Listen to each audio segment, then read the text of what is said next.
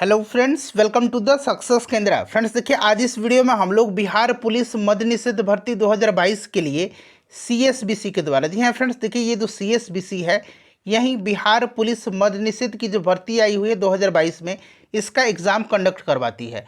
और सीएसबीसी के द्वारा ही Bihar police constable, Bihar fireman, Bihar forest department यानी कि फॉरेस्ट गार्ड, बिहार मद्य निषेध सिपाही भर्ती, इन सब का एग्ज़ाम कंडक्ट करवाया जाता है।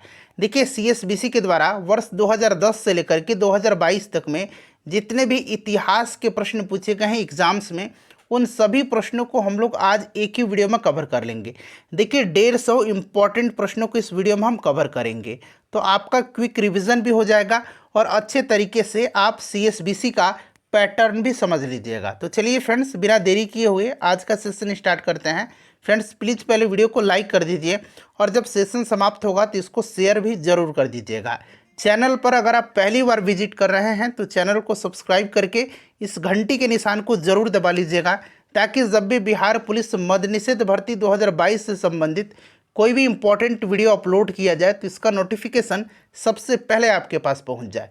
तो चलिए शुरू करते हैं फ्रेंड्स। आज के सेशन का पहला प्रश्न देखिएगा और देखिए फ्रेंड्स, ये सभी प्रश्न जो हैं जितने भी एग्ज़ाम्स अभी 2022 में कंडक्ट करवाए गए हैं उनमें जो प्रश्न पूछा गया है ऊपर उन्हीं प्रश्नों को मैंने शामिल किया हुआ है। पहला प्रश्न पढ़ेंगे कि 1950 से पहले हिंद चीन में कौन सा देश शामिल होते थे। देखिए, अगर आपको आंसर पहले से पता है तो आप आंसर कमेंट में दे करके बताते चलिएगा। देखिए फ्रेंड्स, इसमें वियतनाम, कंबोडिया और लाओस शामिल होते थे। वियतनाम में उत्तरी वियतनाम और दक्षिणी वियतनाम दोनों था, कंबोडिया था और लाओस था। और ये सभी जो थे ये फ्रांस के उपनिवेश थे। राइट आंसर इसका हो जाएगा वियतनाम, कंबोडिया और लाओस, यानी कि ऑप्शन नंबर ए इसका करेक्ट आंसर हो जाएगा।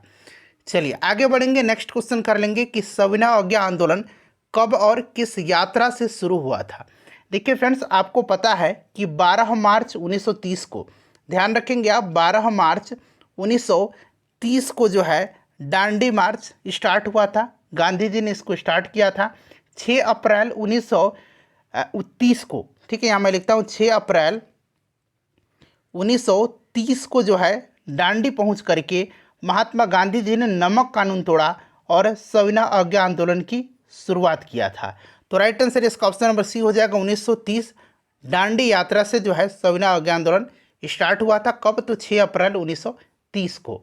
चलिए, इसी प्रकार से मैं आपको सभी सब्जेक्ट्स कवर करवा दूंगा, चाहे वह आपका साइंस हो, पॉलिटी हो, ज्योग्राफी हो, यहाँ तक मैं हिंदी और इंग्लिश के प्रश्नों को भी कवर करवा दूंगा। देखिए, तीसरा प्रश्न है कि साम्यवाद का प्रयोग सर्वप्रथम किस देश में हुआ था। अगर दूसरे शब्दों में हम बात करें तो काम के अधिकार को संवैधानिक अधिकार के रूप में सबसे पहले कहाँ जो है स्वीकार किया गया था। तो फ्रेंड्स, ये रसिया में किया गया था। ऑप्शन नंबर इसका सी राइट आंसर हो जाएगा। ये प्रश्न कई बार जो है सीएसबीसी के द्वारा पूछा गया है। ठीक है, चलिए आगे बढ़ते हैं, नेक्स्ट क्वेश्चन कर लेंगे। अगला प्रश्न है क्वेश्चन नंबर 4 हमारा कि 100 साल पहले किस देश में नाजी पार्टी स्थापित हुई थी। देखिए फ्रेंड्स, नाजी पार्टी की स्थापना जो है ये जर्मनी में हुआ था और नाजी जर्मन तानाशाह एडोल्फ हिटलर की विचारधारा थी। नाजीवाद जो था ये जर्मन तानाशाह, जो वहाँ का डिक्टेटर था जर्मनी का एडोल्फ हिटलर, उसी की विचारधारा थी। तो ये जर्मनी इसका राइट आंसर हो जाएगा। ठीक है, और फांसीवाद जो थी ये इटली की थी। ठीक है, चलिए आगे बढ़ेंगे, नेक्स्ट क्वेश्चन कर लेंगे। अगला प्रश्न है कि प्रथम विश्व युद्ध कब शुरू हुआ था। तो प्रथम विश्व युद्ध यानी कि फर्स्ट वर्ल्ड वार जो है ये स्टार्ट हुआ था 1914 में, 1914 में, और ये चला था 1918 ईस्वी तक। अच्छा, इसका तात्कालिक कारण क्या था। तो देखिए, इसका जो तात्कालिक कारण था ये ऑस्ट्रिया के राजकुमार फर्डिनेंड की बोस्निया की राजधानी सेरोजेओ में हत्या थी। तात्कालिक कारण पूछा जाता है। दूसरा विश्व युद्ध जो था ये 1939 से लेकर के 1945 तक चला था और दूसरे विश्व युद्ध का जो तात्कालिक कारण था ये जर्मनी का पोलैंड पर आक्रमण था। तो दोनों का तात्कालिक कारण आप जरूर ध्यान रखिएगा। चलिए, छठा प्रश्न है और फ्रेंड्स थोड़ा सा हम लोग जल्दी में वीडियो को कवर करेंगे, अन्यथा वीडियो बहुत ही लंबी हो जाएगी और इससे आपको असुविधा होगी देखने में। देखिए, छठा प्रश्न है कि लेनिन का उत्तराधिकारी कौन था।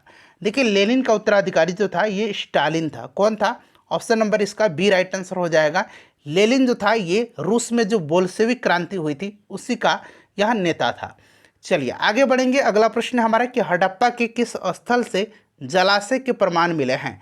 तो देखिए ये जलाशय के प्रमाण जो मिले हैं ये कहाँ से मिले हैं, तो फ्रेंड्स ये धौलावीरा से मिला है। Option number B right answer हो जाएगा, धौलावीरा से।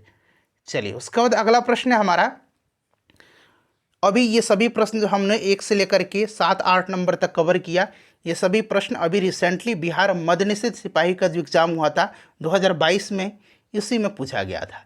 देखिए अमेरिका की खोज किसने की थी, तो अमेरिका की खोज जो है किसने किया था, कोलंबस ने किया था। Option number C right answer हो जाएगा। अगला प्रश्न करेंगे कि निम्नलिखित में से कौन दक्षिण अफ्रीका में रंगभेद आंदोलन से संबंधित है। देखिए दक्षिण अफ्रीका में तो ये नेल्सन मंडेला थे। Option number D right answer हो जाएगा, नेल्सन मंडेला। चलिए उसके बाद नेक्स्ट क्वेश्चन है कि तंजौर के राजराजेश्वर शिव मंदिर का निर्माण किसने किया था। अच्छा ये राजराजेश्वर शिव मंदिर जो था इसको बृहदेश्वर मंदिर भी कहा जाता है, यहाँ मैं लिख देता हूँ, बृहदेश्वर मंदिर भी इसको कहा जाता है। ठीक है, और देखिए फ्रेंड्स इसका निर्माण जो है चोल वंश के शासक राजराज प्रथम ने करवाया था। क्लियर। अच्छा चोल वंश का संस्थापक कौन था, तो विजयालय था। कौन था, विजयालय था। चोलों की राजधानी कहाँ थी, तो तंजौर थी। चलिए आगे बढ़ेंगे। नेक्स्ट क्वेश्चन है कि दिल्ली के किस सुल्तान ने स्वयं को नियायत खुदाई कहा था। तो देखिए नियायत खुदाई जो है ये कहा था बलवन ने स्वयं को। बलवन जो था यह गुलाम वंश का एक शासक था और इसने अपने विरोधियों के प्रति लौह एवं रक्त की नीति अपनाई थी। चलिए उसके बाद देखिएगा कि गुट निरपेक्ष आंदोलन, जिसको कि हम लोग कहते हैं नाम अंग्रेजी में, ठीक है, नॉन अलाइंग मूवमेंट का पहला शिखर सम्मेलन कब और कहाँ आयोजित किया गया था। तो देखिए फ्रेंड्स इसका पहला सम्मेलन जो हुआ था ये हुआ था 1961 में, 1961 में बेलग्रेड, जो कि सर्बिया की राजधानी है बेलग्रेड, वहीं पर हुआ था। तो ऑप्शन नंबर इसका सी राइट आंसर हो जाएगा। और इस सम्मेलन में विश्व के 25 कंट्रीज जो थे, 25 देश जो थे, उन्होंने हिस्सा लिया था। चलिए अगला प्रश्न है कि मुगल काल में खाली स्थान दिया गया उत्तर पश्चिम भारत का एक महत्वपूर्ण हस्तशिल्प उत्पादन और वितरण केंद्र था। तो फ्रेंड्स यह लाहौर था। कौन था, लाहौर इसका करेक्ट आंसर हो जाएगा। उसके बाद देखिएगा कि हड़प्पा के लोग किस धातु का उपयोग नहीं जानते थे। तो हड़प्पा के जो लोग थे ये लोहा के उपयोग से अनभिज्ञ थे, ये लोहा का उपयोग नहीं जानते थे। चलिए उसके बाद नेक्स्ट क्वेश्चन है कि निम्न में से किस यूरोपीय जाति को इंडोनेशिया में संप्रभुत्व जमाने में सफलता मिली थी। तो ये डच थे। अच्छा डचों ने जो है डच ईस्ट इंडिया कंपनी की स्थापना कब किया था, तो 1602 ईस्वी में किया था। इसको भी आप याद रखिएगा। चलिए उसके बाद देखिए 16 नंबर क्वेश्चन है कि निम्नलिखित में से किसने सांप्रदायिक पंचाट की घोषणा की थी। सांप्रदायिक पंचाट अंग्रेजी में इसको कम्युनल अवार्ड कहा जाता है। ठीक है, 16 अगस्त 1932 को याद रखेंगे आप, 16 अगस्त 1932 को जो है कम्युनल अवार्ड यानी कि सांप्रदायिक पंचाट की घोषणा रैमजे मैकडोनाल्ड ने किया था। ठीक है, और देखिए फ्रेंड्स इसके अनुसार क्या हुआ था कि दलित जो थे उनको हिंदुओं से अलग मान करके उन्हें अलग प्रतिनिधित्व देने को कहा गया और दलित वर्गों के लिए अलग निर्वाचन मंडल का प्रावधान भी किया गया था। इसका विरोध गांधी जी ने किया था। गांधी जी ने आमरण अनशन किया था इसके विरोध में। Right answer option number C हो जाएगा, रैमजे मैकडोनाल्ड, और ये उस समय ब्रिटेन का प्रधानमंत्री था।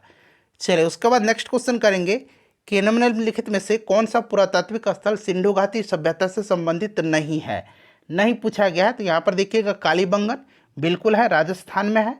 राखी गढ़ी ये फ्रेंड्स कहाँ पर है, हरियाणा में है, ये भी है। सुरकोटदा यह गुजरात में है, ये भी है। आहड़ नहीं है। ठीक है, ऑप्शन नंबर बी इसका राइट आंसर हो जाएगा।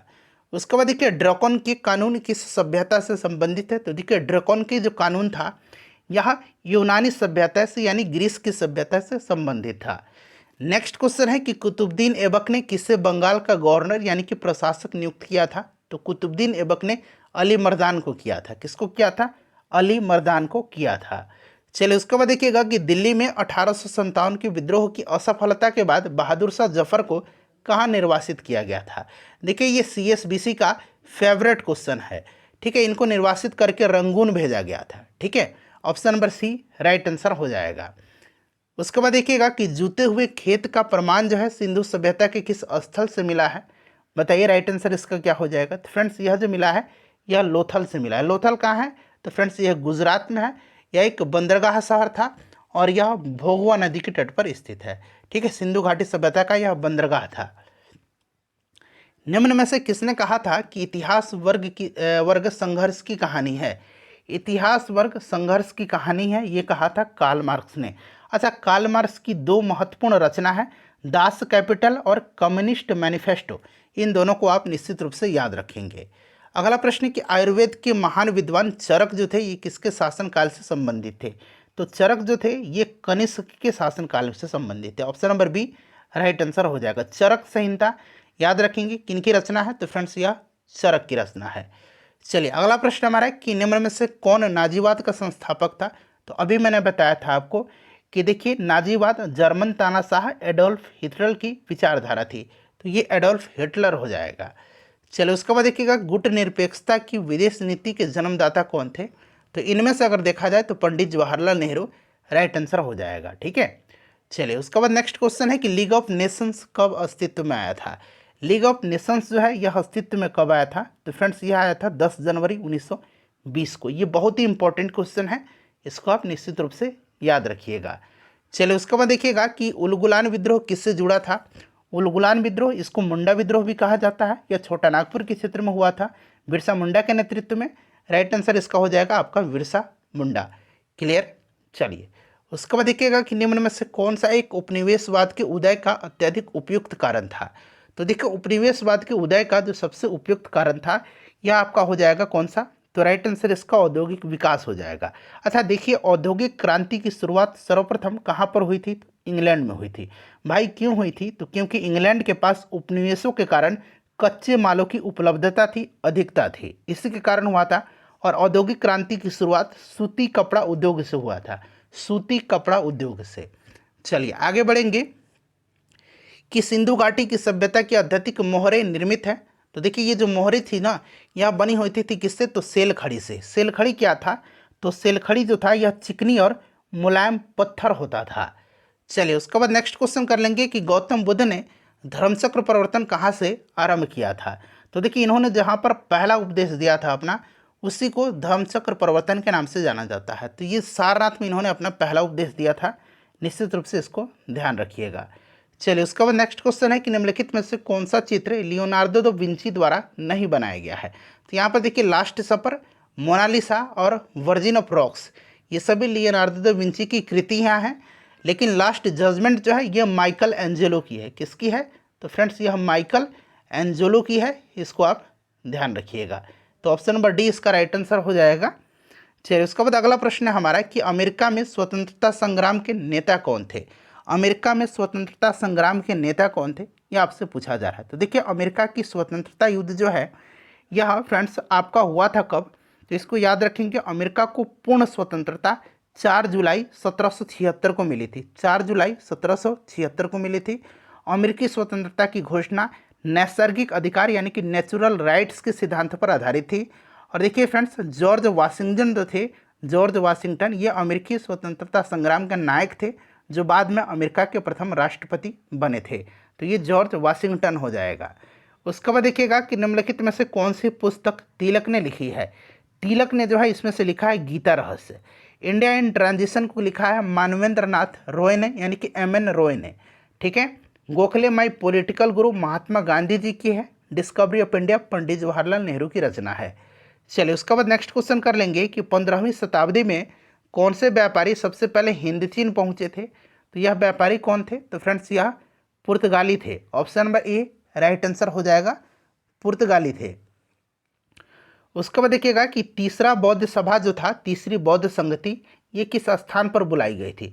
तो देखिए तीसरी जो बौद्ध संगति थी फ्रेंड्स, पहला बुलाया गया था राजगृह में, किसके समय में? अजात शत्रु के समय। दूसरा कालाशोक के समय में वैशाली में। तीसरा अशोक के समय में पाटलिपुत्र में। तो यही पूछा गया, तीसरा अशोक के समय में पाटलिपुत्र में, चौथा कनिष्क के समय में कश्मीर में। चलिए आगे बढ़ेंगे। नेक्स्ट क्वेश्चन है कि मॉन्टेग्यू चेम्सफोर्ड की रिपोर्ट। तो मॉन्टेग्यू पूछा गया, तो फ्रेंड्स ये आपका हो जाएगा भारत सरकार अधिनियम 1919 का आधार बनी थी। अब मार्लिमेंटो जो था ये 1909 का आधार बना था। चलिए अगला प्रश्न है कि मधुबनी लोक चित्र यानी कि जो मधुबनी पेंटिंग है यह किस राज्य में लोकप्रिय है? तो मधुबनी पेंटिंग ये आपका बिहार से संबंधित है। ठीक है, ध्यान रखिएगा। चलिए पटना कलम भी बिहार से संबंधित है। 1919-20 के दौरान दरभंगा राज्य में, कहाँ पर? तो दरभंगा राज्य में किसान आंदोलन का नेता कौन था? बहुत लोग इसमें कहेंगे स्वामी शाहजानंद। जी नहीं, दरभंगा राज में स्वामी विद्यानंद थे। Option number B right answer हो जाएगा। डाउट है तो एक बार आप सर्च कर लीजिए, आपके हाथ में मोबाइल भी है। चलिए उसके बाद देखिएगा कि बारदोली सत्याग्रह में मुख्य भूमिका किसने निभाई थी? अच्छा, बारदोली आंदोलन, बारदोली सत्याग्रह जो है ये अक्टूबर 1928 में, अक्टूबर 1928 में गुजरात के किसानों का लगान वृद्धि के विरोध में सरदार पटेल के नेतृत्व में हुआ था। तो सरदार पटेल इसका राइट आंसर हो जाएगा। उसके बाद देखिएगा कि कौटिल्य के अर्थशास्त्र के अनुसार निम्नलिखित में से कौन राज्य के करों की वसूली के लिए जिम्मेदार था? तो देखिए फ्रेंड्स, कौटिल्य के अर्थशास्त्र के अनुसार राज्य में, और यह किस वंश की बात की जा रही है? तो मौर्य वंश की। ठीक है, राज्य में करों की वसूली के लिए जो जिम्मेदार था यह समाहर्ता था। ठीक है, कर्मांतिक जो था फ्रेंड्स यह उद्योग और कारखानों का अध्यक्ष होता था। राजकीय कोष का अध्यक्ष जो होता था ये समाहर्ता क्या कहलाता था? तो ये सानिध्यता कहलाता था। चलिए उसके बाद नेक्स्ट क्वेश्चन है कि अमेरिका में नागरिक अधिकार आंदोलन किसके द्वारा शुरू किया गया था? नागरिक अधिकार आंदोलन शुरू किया गया था किसके द्वारा? तो मार्टिन लूथर किंग जूनियर के द्वारा। ऑप्शन नंबर ए इसका राइट आंसर हो जाएगा, इसको आप ध्यान रखिएगा। ठीक है, चलिए उसके बाद देखिएगा नेक्स्ट क्वेश्चन है कि सत्यशोधक समाज की स्थापना कब हुई थी? तो 1873 में ज्योतिबा फूले ने किया था। किसने किया था? तो ज्योतिबा फूले ने इसकी स्थापना किया था, याद रखेंगे। चलिए उसके बाद देखिएगा किस घटना ने राष्ट्रवाद की अवधारणा को जन्म दिया था? तो राष्ट्रवाद की अवधारणा को जन्म दिया था फ्रांस की क्रांति ने। फ्रांस की क्रांति कब हुई थी? तो ये भी पूछा जा सकता है। 1789 में हुई थी। कब? 1789 में। ठीक है, लुई 16वां का शासन था उस समय, लुई 16वां का, फ्रांस में। चलिए अगला प्रश्न है कि स्वामी दयानंद सरस्वती के विचार जिस पुस्तक में प्रकाशित हैं उस पुस्तक का नाम क्या है? तो फ्रेंड्स यह सत्यार्थ प्रकाश है। दयानंद सरस्वती का नारा था वेदों की ओर लौटो। ठीक है, चलिए उसके बाद देखिएगा, और इन्होंने आर्य समाज की स्थापना किया था दयानंद सरस्वती ने। निम्न में से कौन सा युग्म सुमेलित है?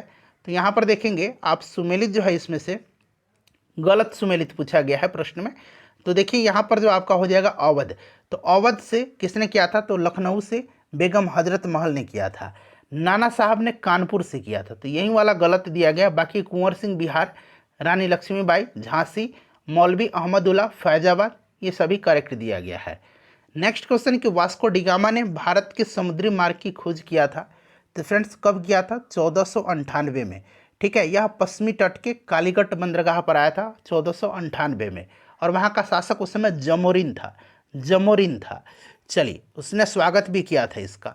देखिए पटना में, बिहार में पटना उच्च न्यायालय की स्थापना कब हुई थी? इसका आंसर मैं चाहता हूं कि आप कमेंट करके मुझे बताएं। ठीक है, वर्तमान में श्री संजय करोल जो हैं ये पटना हाई कोर्ट के उच्च न्यायाधीश हैं, जो मुख्य न्यायाधीश हैं पटना उच्च न्यायालय के। चलिए कुतुबुद्दीन ऐबक का उत्तराधिकारी कौन था? तो देखिए कुतुबुद्दीन ऐबक का उत्तराधिकारी जो था ये आराम शाह था। आराम शाह एक अयोग्य शासक था और इसने महज जो है 8 माह तक जो है शासन किया। इसके हत्या इल्तुतमिश ने कर दिया और दिल्ली की गद्दी पर इल्तुतमिश बैठता है। तो देखिए कुतुबुद्दीन का उत्तराधिकारी आराम शाह के बाद कौन बना? तो इल्तुतमिश बना था। आराम शाह इसका राइट आंसर हो जाएगा। चलो उसके बाद देखिए निम्न में से किसने प्राकृतिक अधिकारों के सिद्धांत का प्रतिपादन किया था? तो फ्रेंड्स यह किसने किया था बताइए? तो फ्रेंड्स यह जॉन लॉक ने किया था। किसने किया था? जॉन लॉक ने किया था। डायरेक्टली इसको याद रखना आपको। देखिए ग्लोरियस रिवॉल्यूशन जो है यह पूछा गया है कि इंग्लैंड में किस वर्ष हुआ था। सबसे पहले तो आपको याद रखना है ग्लोरियस रिवॉल्यूशन अंग्रेजी नाम है और गौरवशाली क्रांति हिंदी नाम है। ये क्रांति कहाँ पर हुई थी? तो इंग्लैंड में हुई थी। कब हुई थी? तो 1688 में हुई थी। चलिए उसके बाद नेक्स्ट क्वेश्चन है कि निम्न में से कौन नकारात्मक सिद्धांत का, नकारात्मक स्वतंत्रता के प्रतिपादक थे? नकारात्मक स्वतंत्रता के, तो फ्रेंड्स यह आइसा बर्लिन थे। कौन थे? आइसा बर्लिन थे। बिल्कुल सभी वेरीफाइड उत्तर हैं, निश्चिंत रहिएगा। देखिए फ्रांस में पेरिस कम्यून की स्थापना कब हुई थी? अच्छा ये पेरिस कम्यून जो था यह क्या था? तो पेरिस कम्यून जो मजदूर थे उनका एक यूनियन परिषद था जिसे 1871 में पेरिस में जो है स्थापित किया गया था। 1871 में पेरिस पेरिस कम्यून की स्थापना हुई थी। उसके बाद देखिए भारत में रथ मंदिरों के निर्माता थे। अच्छा रथ मंदिरों की संख्या टोटल 7 है। रथ मंदिर का निर्माण पल्लव वंश का शासक नरसिंह वर्मन प्रथम ने करवाया था, कांचीपुरम। तो ये देखिए नरसिंह वर्मन, पल्लव वंश हो जाएगा। Option number B, option number C correct answer इसका हो जाएगा। प्रथम विश्व युद्ध का तात्कालिक कारण मैंने अभी आपको बताया था, तात्कालिक कारण प्रथम विश्व युद्ध का ऑस्ट्रिया के राजकुमार फर्डिनेंड की बोस्निया की राजधानी सेराजुआ में हत्या। तो फर्डिनेंड की सेराजुआ में हत्या राइट आंसर हो जाएगा। दूसरा विश्व युद्ध का कारण जर्मनी का पोलैंड पर आक्रमण था, याद रखिएगा। चलिए उसका बाद देखिएगा कि निम्नलिखित में से कौन सा पुरातात्विक स्थल सिंधु घाटी की सभ्यता से संबंधित नहीं है। तो इसमें से आप देखेंगे रोपड़ है, लोथल है, कालीबंगा है, बालाथल नहीं है। तो ऑप्शन नंबर इसका सी हो जाएगा राइट आंसर। नेक्स्ट क्वेश्चन है हमारा कि शिकागो में 1893 में विश्व धर्म संसद में किसने भाग लिया था। तो फ्रेंड्स यह किसने लिया था, तो राइट आंसर इसका क्या हो जाएगा, तो करेक्ट आंसर इसका हो जाएगा स्वामी विवेकानंद, इसका करेक्ट आंसर हो जाएगा ऑप्शन नंबर सी। ठीक है, चलिए अगला प्रश्न देख लीजिएगा। नेक्स्ट क्वेश्चन है, देखिए क्वेश्चन नंबर 57 है कि निम्न में से किसे भारत का नेपोलियन कहा जाता है। तो देखिए भारत का नेपोलियन जो है यह समुद्रगुप्त को कहा जाता है।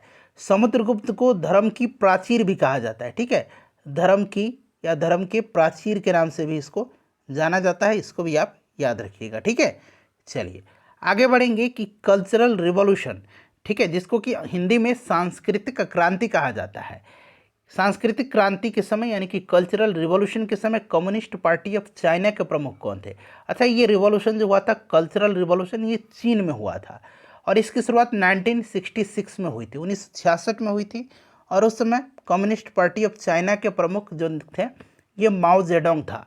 माओ जेडोंग राइट आंसर हो जाएगा। उसके बाद देखिए पीपुल्स वार ग्रुप संबंधित है, तो फ्रेंड्स यह नक्सलवाद से संबंधित है, पीपुल्स वार ग्रुप। अगला प्रश्न हमारा कि जापान में रक्तहीन क्रांति या मेजी पुनः स्थापना किस वर्ष में हुई थी, बताइए। तो फ्रेंड्स यह जो हुई थी रक्तहीन क्रांति, यह हुई थी 1868 एडी में। कहाँ पर, तो ये जापान में हुई थी, याद रखना है आपको। चलिए उसके बाद देखिएगा संयुक्त राष्ट्र संघ कब अस्तित्व में आया था। देखिए संयुक्त राष्ट्र संघ का हेडक्वार्टर जो है ये न्यूयॉर्क में है और यह 24 अक्टूबर 1945 को अस्तित्व में आया था। नेक्स्ट क्वेश्चन है कि सम्राट जेम्स प्रथम का राजदूत सर टॉमस रो किस मुगल शासक के दरबार में आया था। तो देखिए सर टॉमस रो और कैप्टन हॉकिंस ये जहांगीर के दरबार में आए थे। अगला प्रश्न है कि निम्न में से कौन से ग्रंथ वैदिक साहित्य का हिस्सा नहीं है। वैदिक साहित्य का हिस्सा नहीं है, तो देखिए इसमें से आपका ब्राह्मण, उसके बाद देखिए आरण्यक उपनिषद ये थे, वेदांग नहीं था। तो ऑप्शन नंबर इसका डी हो जाएगा करेक्ट आंसर, वेदांग नहीं था वैदिक साहित्य का हिस्सा। उसके बाद देखिएगा कि बिहार में 1857 की क्रांति कहाँ से शुरू हुआ था। तो चूंकि उस समय बिहार और झारखंड एक ही था, तो ये वर्तमान में झारखंड के देवघर जिले के रोहिणी नामक स्थान से हुआ था।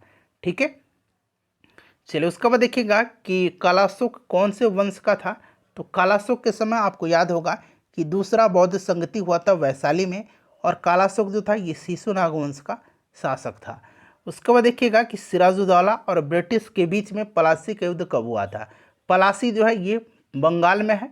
ठीक है, और देखिए पलासी का युद्ध सिराजुद्दौला और ब्रिटिश सेना का नेतृत्व कौन कर रहा था, तो रॉबर्ट क्लाइव कर रहा था। ठीक है, और यह 23 जून 1757 को हुआ था।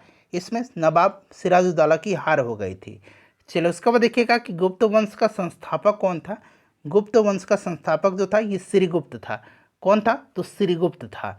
श्रीगुप्त राइट आंसर इसका हो जाएगा। ठीक है, और देखिए चंद्रगुप्त प्रथम जो था गुप्त वंश का, ये सबसे पहला शक्तिशाली शासक हुआ था। चलिए आगे बढ़ेंगे। नेक्स्ट क्वेश्चन है कि गोवा में पहला शासन किसका था। तो गोवा में पहले जो था पुर्तगालियों का शासन था। पुर्तगालियों को गोवा से मुक्त कब कराया गया था, तो 1961 में कराया गया था। ठीक है, चलिए उसके बाद नेक्स्ट क्वेश्चन कर लेंगे कि किस काल या किस युग में पत्थर के औजार सबसे पहले पाए गए थे। तो पत्थर के औजार पाए गए हैं पूरा पाषाण काल में, पूरा पाषाण काल में। अगला प्रश्न कि कौन सी कला ग्रीको बौद्ध कला के नाम से जानी जाती है।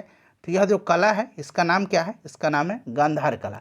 अच्छा देखिए गांधार कला और मथुरा कला, इन दोनों कलाओं का निर्माण जो है यह कुषाण वंश के समय में सबसे ज़्यादा हुआ है। ठीक है, कुषाण वंश जिसका प्रतापी शासक कनिष्क था। चलिए उसके बाद नेक्स्ट क्वेश्चन है कि अवध में किसानों का नेतृत्व किसने किया था। तो अवध में किया था बाबा रामचंद्र ने। ठीक है, नेक्स्ट क्वेश्चन है कि शेरशाह सूरी का मकबरा जो है ये कहाँ स्थित है। बहुत ही सिंपल क्वेश्चन है, सासाराम में। उसके बाद देखिए जुलाई 1968 में गेहूं क्रांति नामक एक विशेष डाक टिकट जो है किसने जारी किया था। तो उस समय इंदिरा गांधी जी थी, इन्होंने ही जारी किया था गेहूं क्रांति नामक एक विशेष डाक टिकट। उसके बाद देखिए गुरु गोविंद सिंह जी का जन्मभूमि कहाँ पर है? इनका जन्म 1666 में कहाँ पर हुआ था? तो पटना में हुआ था। Option number B right answer इसका हो जाएगा। और देखिए सिखों के 10वें गुरु थे और इन्होंने 1699 में खालसा पंथ की स्थापना किया था। खालसा पंथ की स्थापना किया था, इसको भी आप ध्यान रखिएगा। देखिए बौद्ध धर्म के संस्थापक कौन थे? तो ये गौतम बुद्ध थे। गौतम बुद्ध को एशिया का ज्योतिपुंज कहा जाता है, यानी कि इंग्लिश में अगर कहें, अंग्रेजी में, तो एशिया का इन्हें क्या कहा जाता है? लाइट कहा जाता है, यानी कि लाइट ऑफ एशिया, यानी कि एशिया का ज्योतिपुंज इनको कहा जाता है। अगला प्रश्न कि आर्यभट्ट एक महान थे। तो आर्यभट्ट जो थे ये प्रसिद्ध खगोल शास्त्री और गणितज्ञ थे और ये रहते थे चंद्रगुप्त द्वितीय, जिसको कि चंद्रगुप्त विक्रमादित्य कहा जाता है, उन्हीं के दरबार में। ठीक है, और चंद्रगुप्त विक्रमादित्य के दरबार में आर्यभट्ट, कालिदास, धन्वंतरी, बराहमिहिर ये सभी रहते थे। चलिए आगे बढ़ेंगे कि दास कैपिटल और कम्युनिस्ट मैनिफेस्टो, मैंने बताया था आपको कि यह पुस्तक के लेखक कौन है? तो दास कैपिटल और कम्युनिस्ट मैनिफेस्टो दोनों याद रखें, कार्ल मार्क्स की पुस्तक है। उसके बाद देखिएगा 1917 ईस्वी में कौन सा देश प्रथम विश्व युद्ध से अलग हो गया था? तो फ्रेंड्स देखिए रसिया अलग हो गया था। रसिया में उस समय जो है इसका व्यापक विद्रोह हुआ था, विरोध हुआ था प्रथम विश्व युद्ध में रसिया के भाग लेने से, इसी कारण रूस जो है अलग हो गया था। देखिए वर्साई की संधि से सर्वाधिक क्षति किस देश को हुई थी? देखिए वर्साई की संधि जो है यह मित्र राष्ट्र और जर्मनी के बीच हुई थी और जर्मनी पर जो है वर्साई की संधि को थोपा गया था, आपको भी याद होगा। चलिए उसके बाद देखिएगा कि साम्यवादी शासन का पहला प्रयोग। देखिए ये प्रश्न फिर से पूछा गया है, यानी कि यह प्रश्न 2 बार पूछ लिया गया है, जिसका मतलब होता है काम के अधिकार को संवैधानिक अधिकार का रूप सबसे पहले कहाँ मिला? तो मैंने आपको बताया था कि रूस में मिला है। उसके बाद देखिएगा कि अक्टूबर 1917 की बोल्शेविक क्रांति का नेतृत्व किया था। तो बोल्शेविक क्रांति का नेता कौन था? तो लेनिन था। उसके बाद देखिए नेक्स्ट क्वेश्चन है कि प्रथम स्वतंत्रता संग्राम के बाद मुगल बादशाह बहादुर शाह जफर को निर्वासित किया गया। मैंने बताया था कि CSBC का यह फेवरेट क्वेश्चन है, फिर से पूछा गया है रंगून में। ठीक है, Rangoon option number A right answer हो जाएगा। उसके बाद देखिए भारत में मुगल शासकों का निम्नलिखित में से कौन सा अवरोही क्रम से है? यानी कि सबसे पहले, फिर उसके बाद, फिर उसके बाद, फिर उसके बाद। सबसे पहले बाबर जो मुगल वंश का संस्थापक था, हुमायूं, अकबर, जहांगीर, शाहजहां, हुमायूं। ठीक है, शाहजहां के बाद औरंगजेब, सॉरी। तो आपका ये क्रम जो है डी राइट आंसर हो जाएगा। चलो उसके बाद देखिएगा कि राज अपहरण नीति डॉक्ट्रिन ऑफ लैप्स की शुरुआत किसने किया था? तो फ्रेंड्स ये लॉर्ड डलहौजी के द्वारा शुरू किया गया था और इसके तहत सबसे पहले 1848 में जो है सतारा को ब्रिटिश साम्राज्य में मिलाया गया था। वुड डिस्पैच नामक एक जो है शिक्षा पर संबंधित एक वुड डिस्पैच शिक्षा से संबंधित था। वुड डिस्पैच इसको भी किसने लागू किया था? तो डलहौजी ने ही। उसके बाद देखिए सिंधु घाटी सभ्यता से संबंधित स्थल लोथल निम्नलिखित में से किस राज्य में है? सिंधु घाटी सभ्यता का यह बंदरगाह था।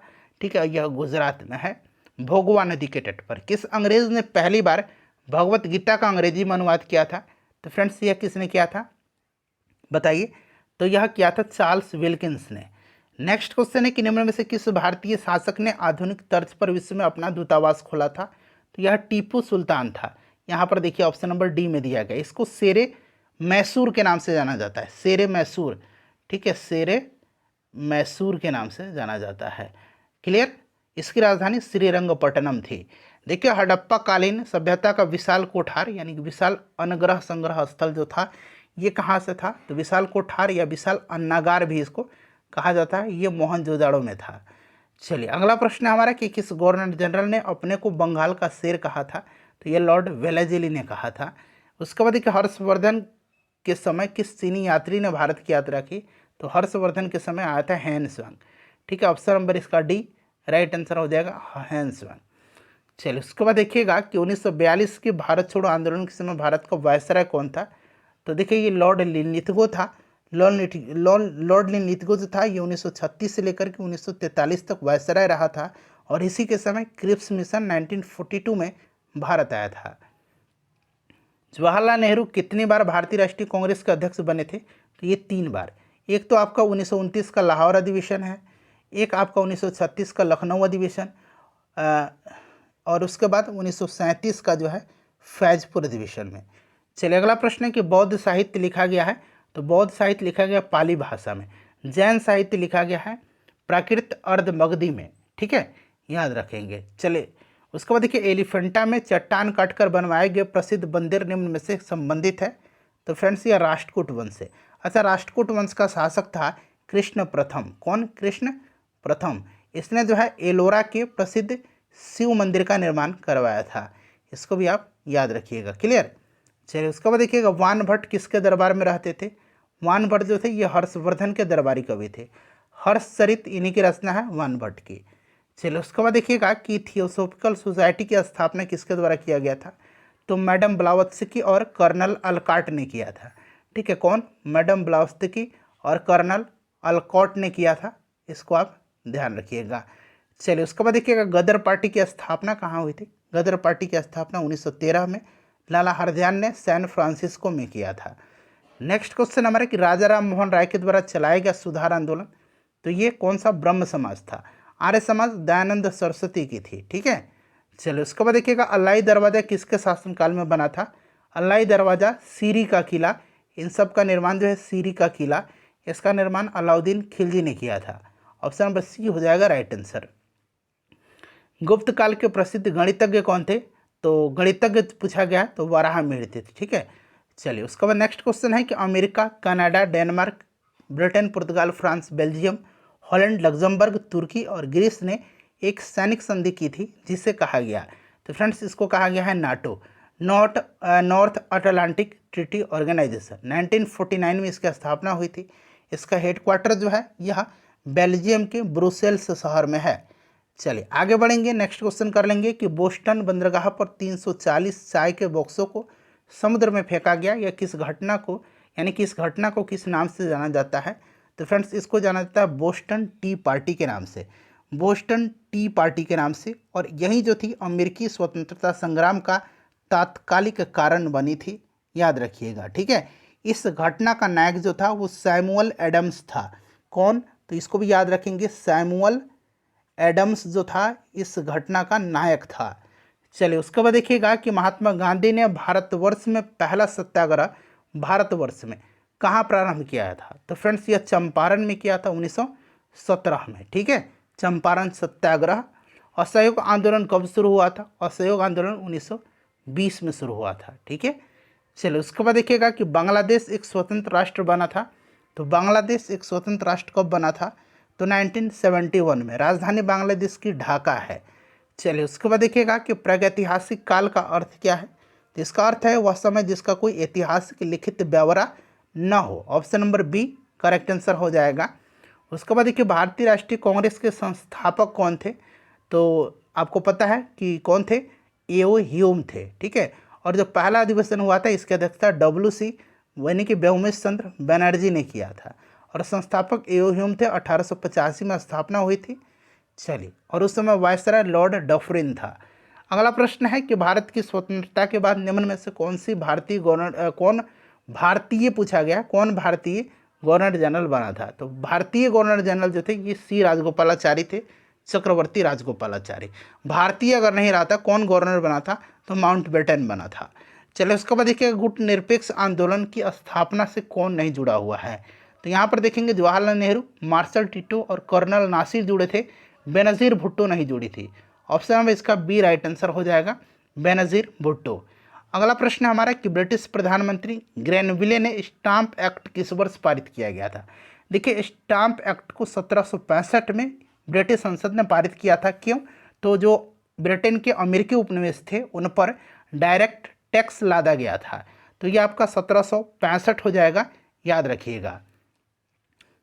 उसके बाद देखिएगा कि रॉलेट एक्ट कब पारित हुआ था? तो 1919 में रॉलेट एक्ट लाया गया था। उसके बाद राजा राम मोहन राय ने किस सामाजिक बुराई को खत्म किया था? तो ये सती प्रथा थी। ठीक है, सती प्रथा को लॉर्ड विलियम बेंटिक ने प्रतिबंधित किया था राजा राम मोहन राय के प्रयासों के चलते। उसके बाद देखिएगा अंग्रेजी सरकार द्वारा किस ईस्वी में सूती वस्त्रों पर आयात कर हटा लिया गया था? तो 1881 में जो है हटा लिया गया था। उसके बाद देखिए मगध राज्य की प्राचीनतम राजधानी, तो गिरिब्राज या राजगृह, याद रखिएगा। ठीक है, चलिए, उसके बाद देखिएगा कि 1857 की क्रांति की शुरुआत कहाँ से हुई थी? तो देखिए इसमें से मेरठ से हुई थी। उसके बाद देखिएगा ईस्ट इंडिया कंपनी का भारत में पदार्पण कब हुआ था? तो सन 1600 ईस्वी में हुआ था ईस्ट इंडिया कंपनी का पदार्पण। उसके बाद देखिए भारतीय जनता पार्टी की स्थापना किस वर्ष हुई थी? तो 1800 कब हुआ था बताइए राइट आंसर। 1980 में, 1800 नहीं 1980 में अटल बिहारी वाजपेयी जी ने किया था, और अटल बिहारी वाजपेयी इसके संस्थापक अध्यक्ष भी थे। ठीक है, चलिए उसके बाद आगे बढ़ेंगे कि भारत में संपूर्ण क्रांति का आह्वान किसने किया था? तो जयप्रकाश नारायण जी ने किया था। नेक्स्ट क्वेश्चन है कि सविनय अवज्ञा आंदोलन की शुरुआत कब हुई थी? सविनय अवज्ञा तो मैंने आपको बताया 1930 में हुई थी। डेट भी आपसे पूछा जा सकता है। तो सविनय अवज्ञा आंदोलन स्टार्ट हुआ था कब? तो 6 अप्रैल 1930 को। ठीक है, 6 अप्रैल 1930 को, इसको भी आप याद रखिएगा। ठीक है, चलिए उसके बाद देखिएगा कि ईश्वरचंद विद्यासागर ने किस क्षेत्र में सहयोग दिया था? तो महिला सशक्तिकरण में। अगला प्रश्न है कि इनमें से किसका उपनाम सीमांत गांधी था? तो खान अब्दुल गफ्फार खान का। चलिए अगला प्रश्न, इसमें से आप देखेंगे कि बीपीएससी में इस बार इस क्वेश्चन पेपर से, यानी कि जो सीएसपीसी का प्रीवियस ईयर का हिस्ट्री है, 3-4 प्रश्न इस बार 67th बीपीएससी में पूछा गया था। देखिए भारत में भूदान ग्रामदान आंदोलन किसने आरंभ किया था? तो फ्रेंड्स यह विनोबा भावे ने, आचार्य विनोबा भावे ने शुरू किया था।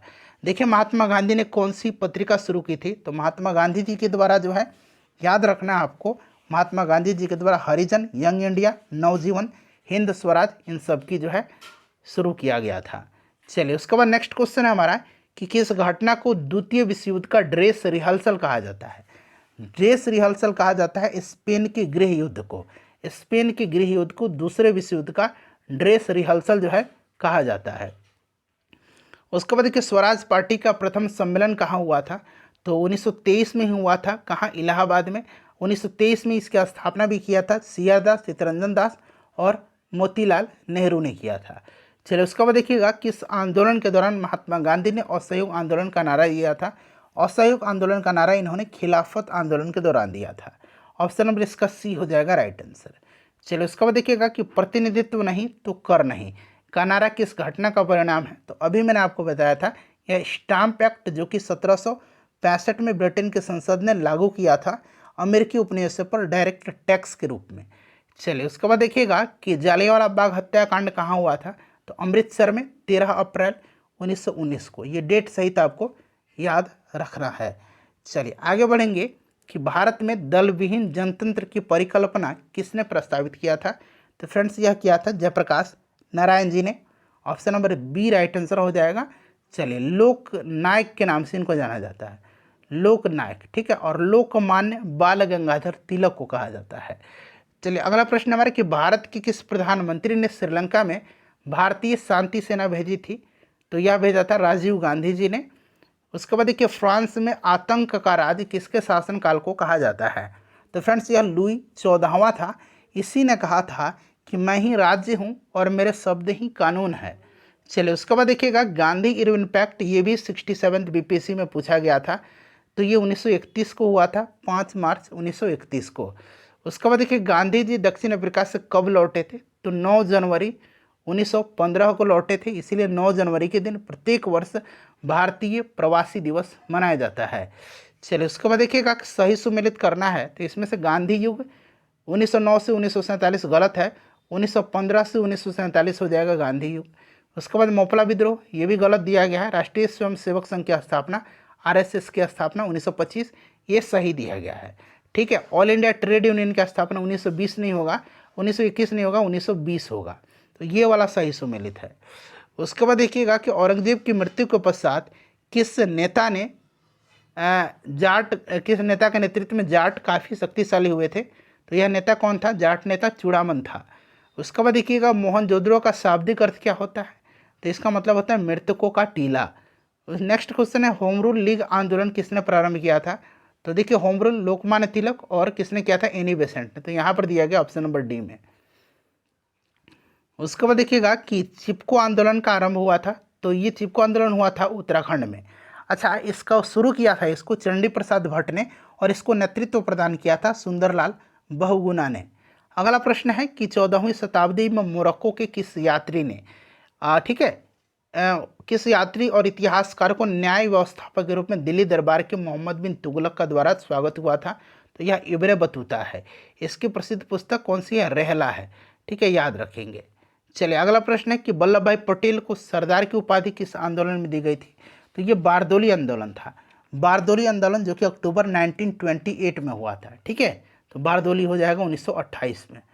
चलिए नेक्स्ट क्वेश्चन है हमारा कि आईसीएस की परीक्षा पास करने वाले पहले भारतीय कौन थे। तो ये भारतीय जो थे कि सुरेंद्र नाथ बनर्जी थे। नेक्स्ट क्वेश्चन है हमारा कि लोकतंत्र जनता का, जनता द्वारा और जनता के लिए शासन है, यह कथन किसका है। तो यह अमेरिका के जो पूर्व राष्ट्रपति थे अब्राहम लिंकन, इन्हीं की कथन है। उसके बाद देखिएगा कि महात्मा गांधी के राजनीतिक गुरु के रूप में किसे जाना जाता है। इसका आंसर आप तुरंत मुझे अभी कमेंट करके बताइएगा। ठीक है, और अपना स्कोर भी बताइएगा। जब मैं लास्ट क्वेश्चन कराऊंगा तो इनमें से कितने प्रश्नों का आंसर आपने सही से दिया है बता दीजिएगा। लाख बख्श के नाम से कुतुबुद्दीन ऐबक को जाना जाता है, लाखों का दान करने वाला। उसके बाद देखिए गुप्त वंश के ह्रास के पश्चात उत्तर भारत के बड़े भाग का पुनर्गठन किसने किया था। तो ये हर्षवर्धन ने किया था। ठीक है, चलिए उसके बाद देखिएगा कि निम्नलिखित घटनाओं में से कौन सी घटना 1919 में घटी थी। तो इसमें से आप देखेंगे तो जालियांवाला बाग हत्याकांड 1919 में हुआ था। उसके बाद देखिए 1916 ईस्वी में मद्रास में स्वशासन आंदोलन के प्रवर्तक कौन थे। तो मद्रास में पूछा गया तो एनी बेसेंट थे। ठीक है, चलिए उसके बाद देखिएगा कि कांग्रेस का प्रथम अधिवेशन 1885 ईस्वी में बम्बई में व्योमचंद्र बनर्जी की अध्यक्षता में संपन्न हुआ था। उस समय भारत का वायसराय कौन था। तो मैंने आपको बताया था कि लॉर्ड डफरिन था। ठीक है, चलिए अगला प्रश्न है कि नील दर्पण नामक पुस्तक किसने लिखी है। तो यह दीनबंधु मित्र की है, नील दर्पण। फ्रेंड्स सभी क्वेश्चन मैंने आपको कवर करा दिया 2010 से लेकर के अब तक का। आप जरा अपना स्कोर बताइए कि इन 149 प्रश्नों में से कितने का आंसर आपने बिल्कुल करेक्ट दिया है। ठीक है, कमेंट करके बताइए और वीडियो को प्लीज़ ज़्यादा से ज़्यादा शेयर कर दीजिएगा, वीडियो को लाइक कर